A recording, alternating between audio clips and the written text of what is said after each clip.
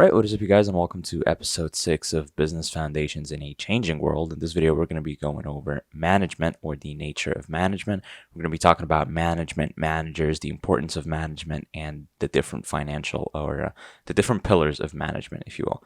So let's dive right in. Here we have management and managers. So management itself, it's a process designed to achieve an organization's objectives by using its resources effectively and efficiently in a changing environment. Now, we know that using your resources as a business effectively and efficiently is the best way to go. You do not want to use too many resources or too little. So having someone manage that correctly is obviously important. And obviously, using things effectively means, getting the intended result that you want. Efficiently means using, the least amount of resources that you can without sacrificing quality. Okay? Now let's take a look at managers. Managers are individuals in the organization that make decisions about how the resources work, who is going to be planning, who's going to be organizing, staffing, directing, and controlling the organization's activities. Just doing everything they can to reach their objectives. Their position, sort of in a position of power over employees and supervisors. Now let's take a look at the importance of management. So every organization must acquire resources to effectively pursue objectives and coordinate use to turn out final goods and services. So these resources can come in different sorts. You have employees. Employees are considered by the organization as resources. So employees are important in helping a firm attain its objectives. If there are no employees, there are not enough people for the business to run and for objectives to be met. Okay? And we have staffing and downsizing, pretty self-explanatory. We have acquiring suppliers. You need suppliers if you're going to be selling stuff on the market. So ensuring that products are made available to customers. You cannot have a business, that if you want to buy stuff without actual suppliers. So in global markets, firms enlist hundreds of diverse suppliers. Obviously, it's a global market. You're going to need a lot of different suppliers. Financial resources. Financial resources is, again, obviously, hence the name, considered an essential resource.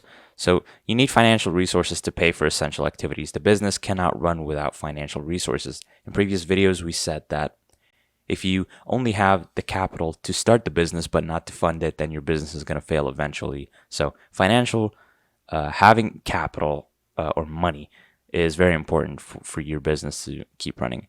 Owners, shareholders, banks, and other financial institutions are good examples of, financial resources. These are the people that you can get money from, either yourself as an owner, shareholders with you, banks, and obviously other different financial institutions. All right, now let's take a look at management functions. So here we have 4 different management functions, and we're going to talk with a lot more detail in a couple minutes here. So we have planning, organizing, directing, and controlling. Planning, we have planning activities to achieve the organization's objectives. And this is my personal opinion. I believe that if you do not have a plan, you cannot move forward with the rest. So if you do not have a plan, you cannot go straight to organizing, directing, and controlling. My personal opinion, others may differ, but I believe that if you don't have a plan, you can't move forward. Okay? Then we have organizing resources and activities to achieve the organization's objectives, right? Organizing different resources and different activities to achieve the organization's objectives. Directing employees' activities toward achievement of objectives. So again, giving your employees, a clear understanding of what they should do and what are the activities that they should do at work to achieve the desired objectives of the business. Controlling the organization's activities to keep it on course. Obviously, having someone in control is a lot better than letting people do whatever they want, because people can get sidetracked, use business for self-gain, and we don't want that. So obviously, having someone to control the things that go on and around the organization is good for objectives.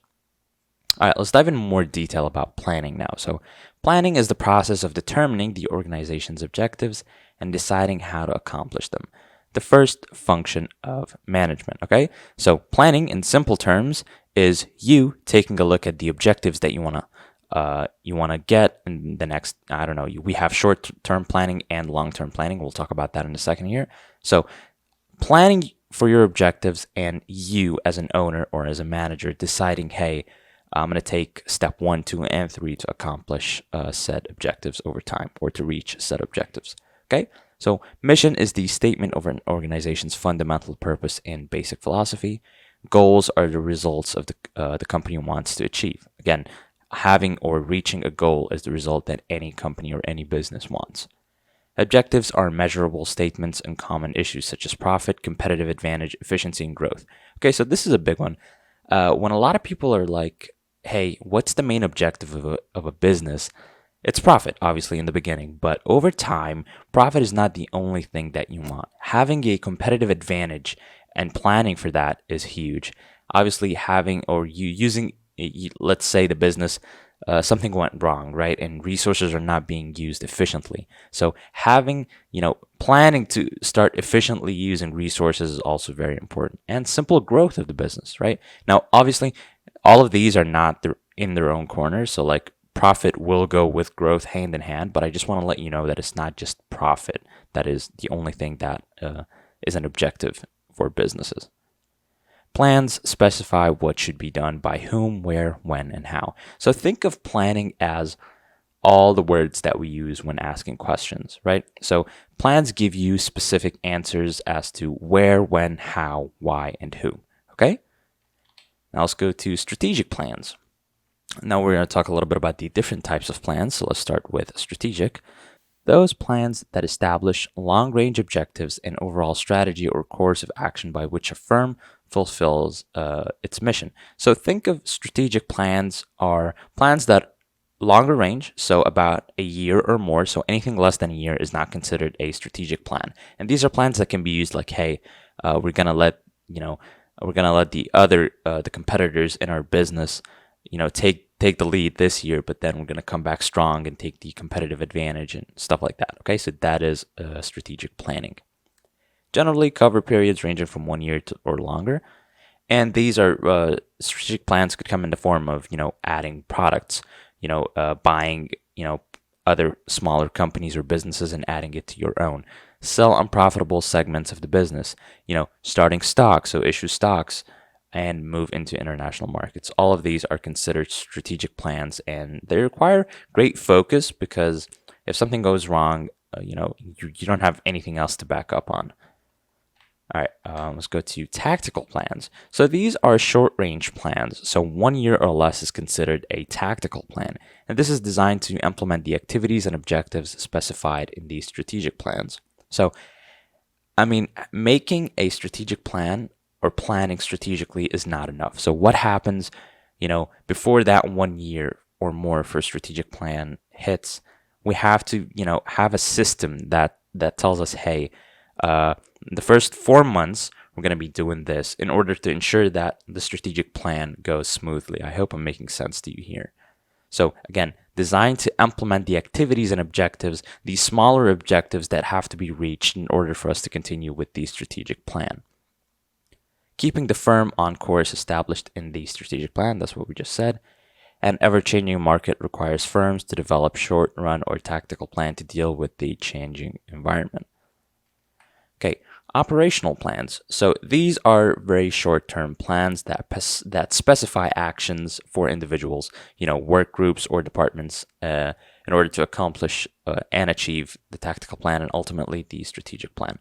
So think even smaller. So we have strategic from 1 year or more, but we need something, a little bit shorter, if you will, so that we can ensure that strategic plans actually work, and that is tactical plans.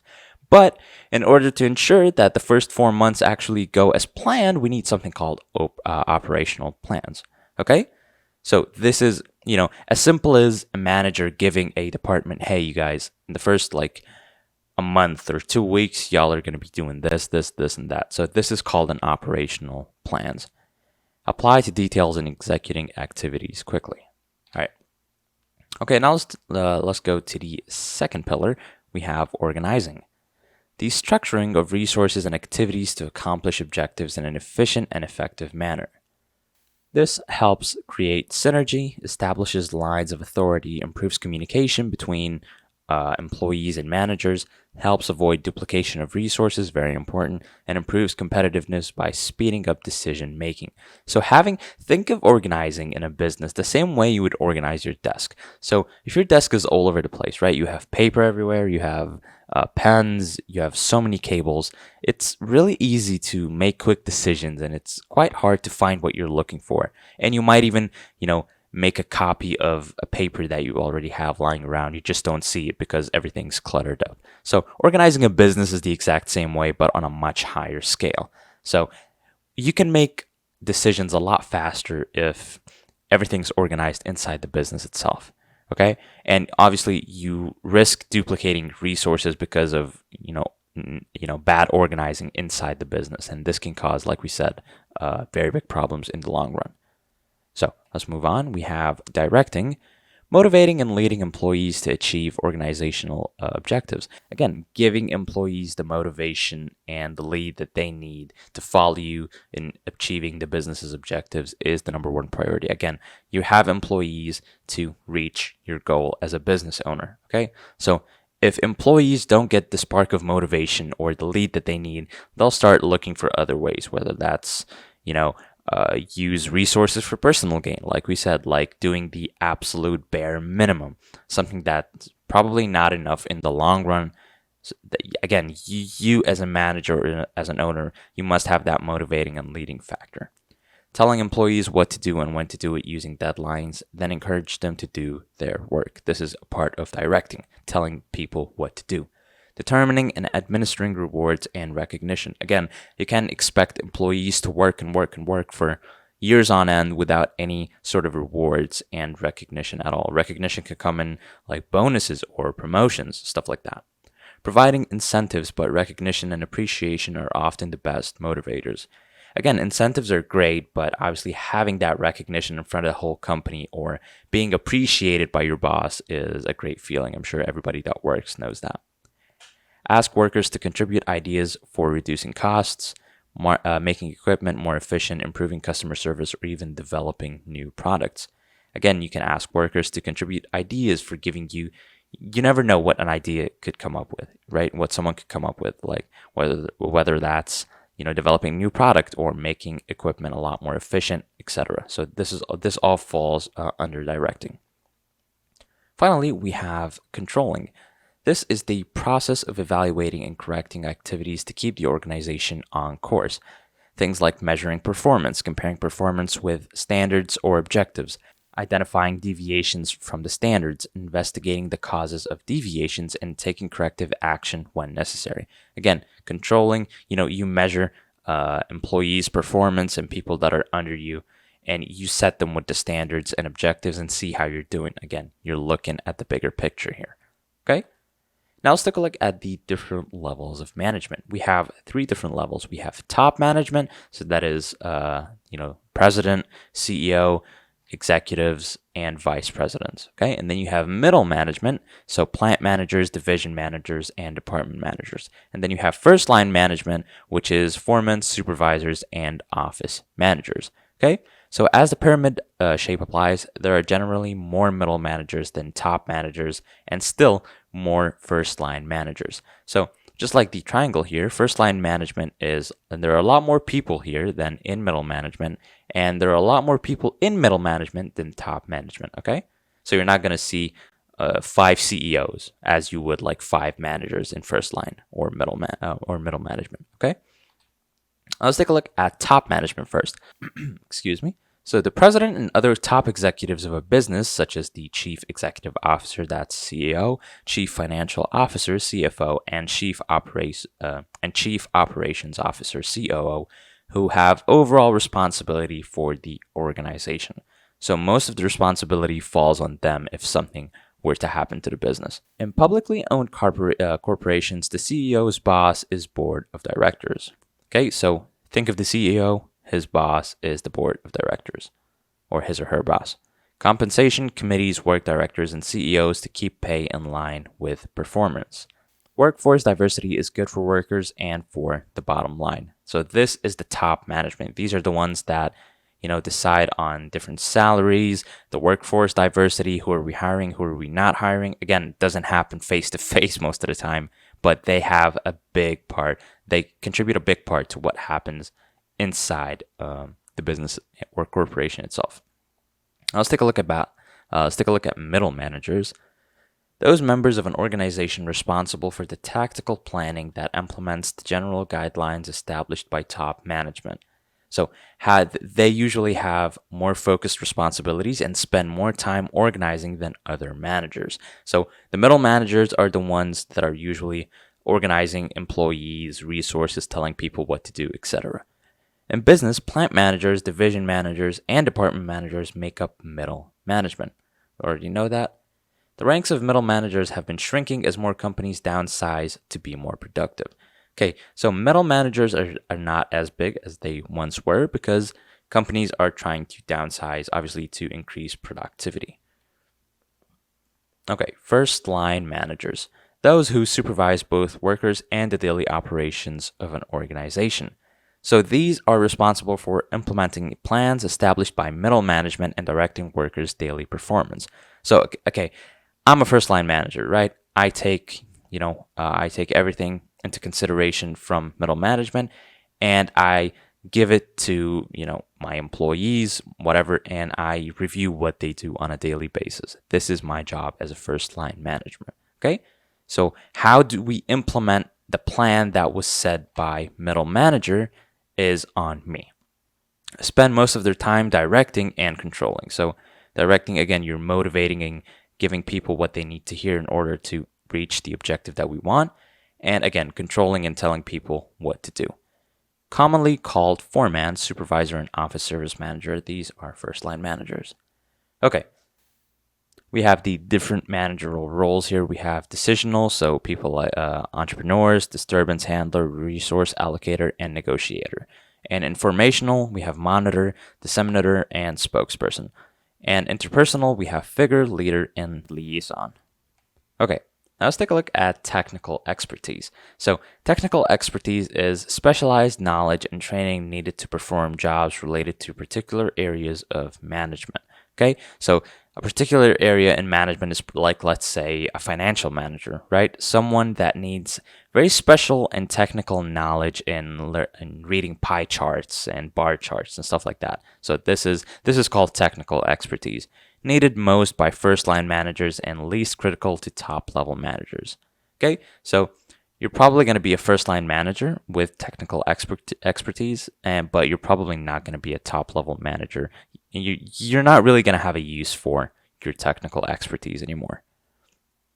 Conceptual skills. So conceptual skills, think of it as the ability to think in abstract terms and see how parts fit together to form the whole. So, bringing small parts together and how they fit into the business and help you reach your objective.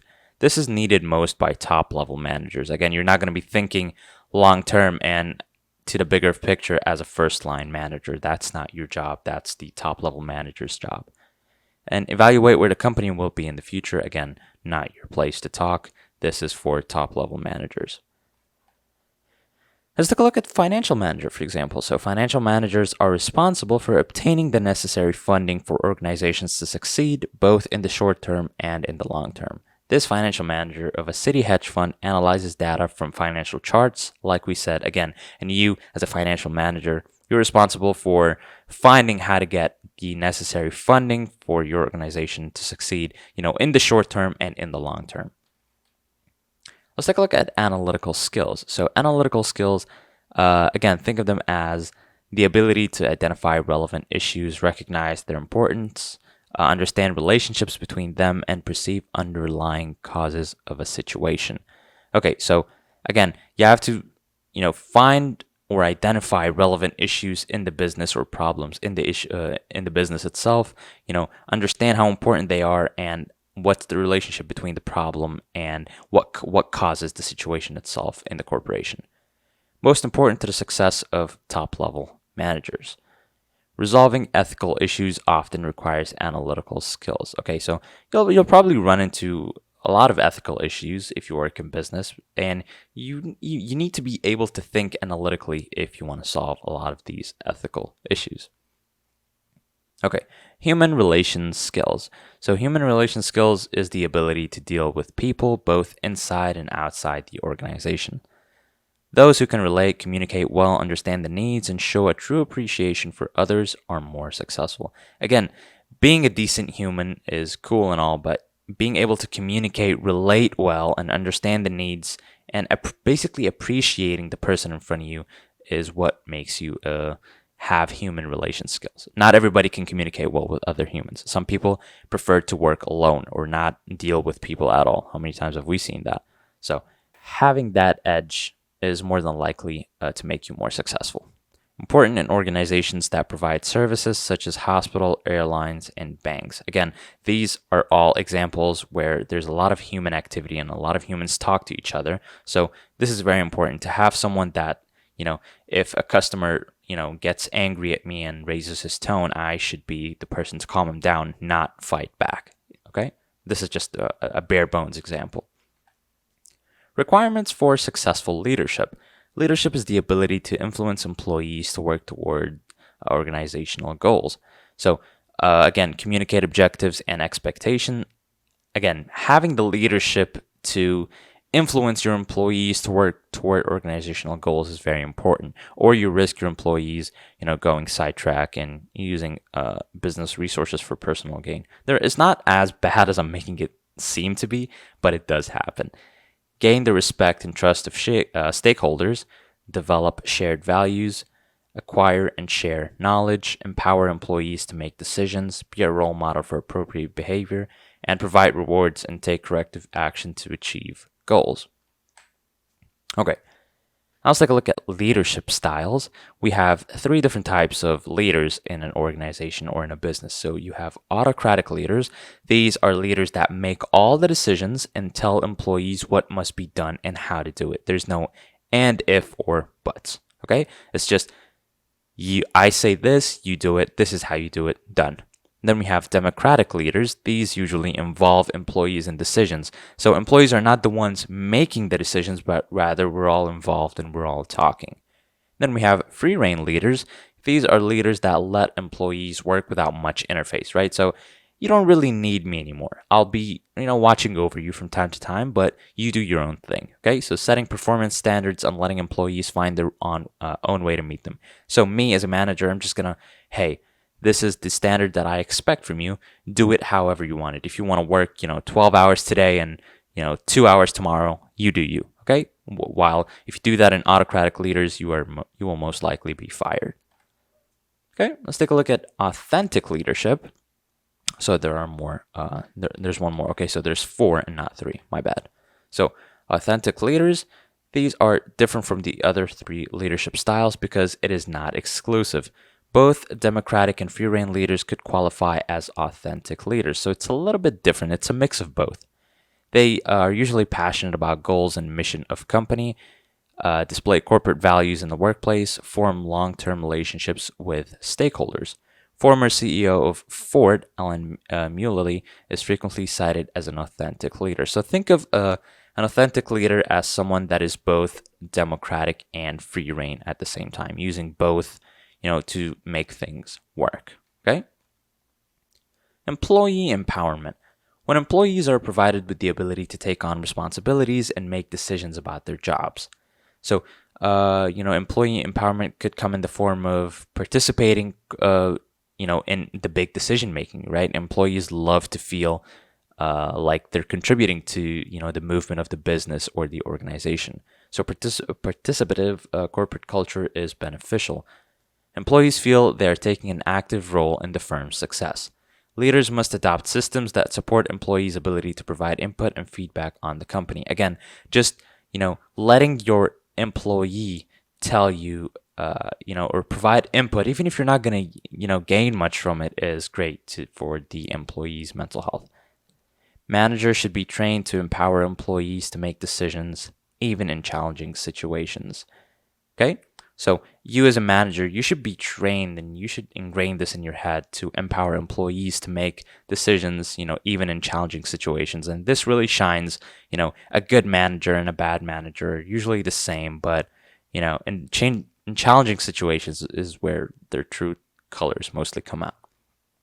Okay, so this was episode 6, you guys. Let me know in the comments below if you liked it or not, and I will see you in the next one. Peace out.